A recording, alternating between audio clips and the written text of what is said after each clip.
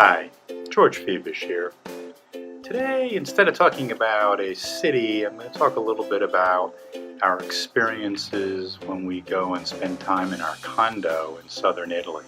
It's in the most southern part of Campania, below Naples, below the Amalfi Coast, below Agropoli.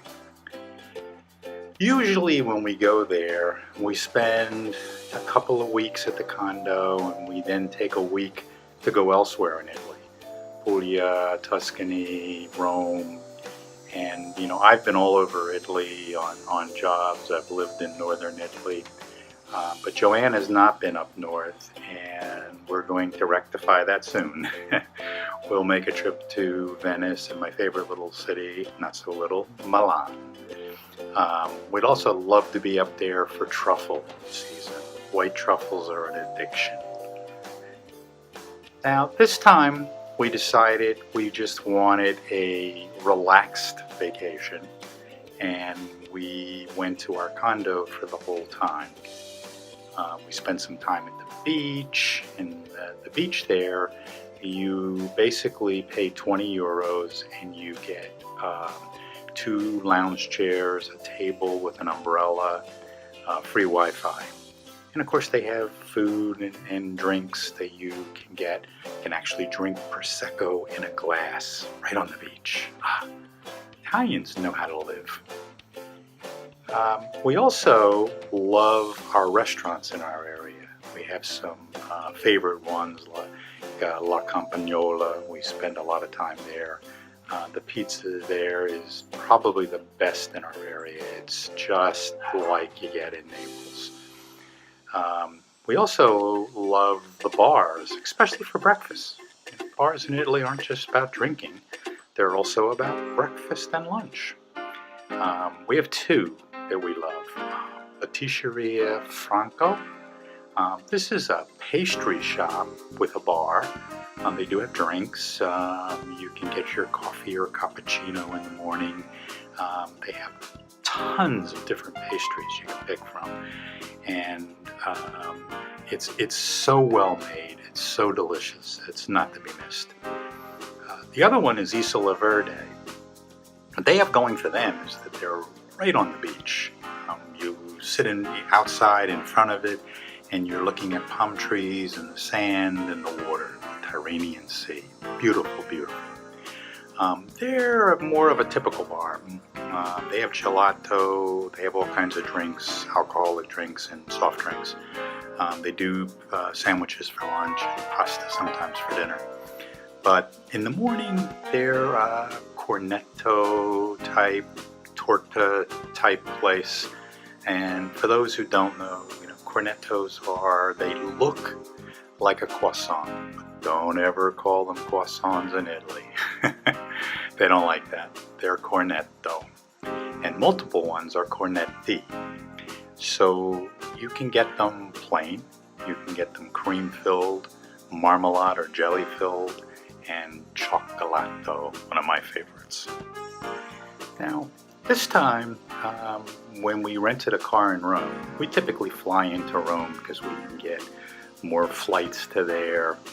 A lot of times trying to get to Naples, which would be closer, would mean a layover of many hours. And quite frankly, I'd rather be out driving down to our place than sitting in an airport. It's about 4.5 hour drive south of Rome. Of course, we stop at an autostrada, get a sandwich or breakfast, whatever we feel like having it that day.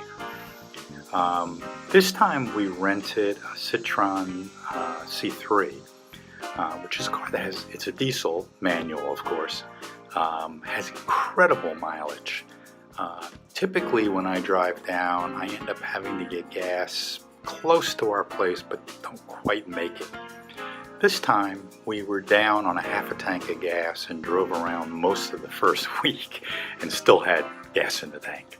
So the car was kind of boxy and ugly, but was great on gas or diesel. We also this time met a new friend, Carla. Hi, Carla. And Carla moved from Illinois, United States, to Italy a few months back, and she's going to live there now permanently. She lives in this wonderful little town near us, high up on a mountain with beautiful views. It's one of these buried little Italian towns that are just so wonderful to walk around. Some of you may have seen the Italian graveyard picture that I took. That was taken from that town. Just very, very interesting place. Now, when we go there, a lot of times we'll go August and September time frame. August because it is hot, the beaches are crowded, but our friends are there and it's nice to see everybody. It's amazing on August 31st. Well, our condo building has tons of cars, all the units are full, they're either rented or there by the owner. And on the 1st of September, there's nobody except us. We've got this whole building to ourselves. And that's pretty much because the Italians need to get back to work on the 1st. So August, where most Italians take the whole month off, most companies close if they're not in the tourist or restaurant business. People need to get back and get into their routines and back to work in September. September is just a wonderful month. The beaches are not crowded at all. The weather is still warm enough to be at the beach. All the restaurants are open. Bars are open. Our preferred time, September. Now, this time coming home, we decided to do something we'll never do again. We had an unbelievable trip going, like 36 hours, but a very cheap flight. But it's not worth it on your body to spend that kind of time. Coming home, we decided to go through Lisbon. We love Lisbon, Portugal. And we were there going to take a flight to Miami and then from Miami back to Tampa. I don't like Miami. It has lots of delays because of thunderstorms and lightning and things like that. So we won't go through there again. We have other choices. American has a flight from Tampa to Charlotte to Rome, and then from Rome to Charlotte back to Tampa. But we were coming home and we were scheduled to go Rome to Lisbon to Miami and then to Tampa. And of course, this was during Hurricane Irma, or just the Saturday before Irma hit. Irma hit Saturday night into Sunday here in the Tampa area. And Miami was closed, obviously. So Air Lisbon said that they also fly into Newark and into Boston. We chose Boston because there was a flight to Tampa that was going to get us in like 3 o'clock. And we said, we have plenty of time. We wanted to get down there. We wanted to secure our things, especially out on our lanai, so we didn't have things broken or banged up against windows. But that flight got canceled. So we ended up renting a car. We were going to drive down, but of course the hurricane was in the whole middle southeast part of the country. And we decided to stop and see family and friends and spend a couple days. And then we looked for airlines to go down to Tampa and we'll drop the car off. But everybody was gouging prices. They were just ridiculously high. So we drove. We took 2 days, drove down. We were concerned about gas because we had heard that a lot of places were out of gas. We were concerned about food and finding places open and so on.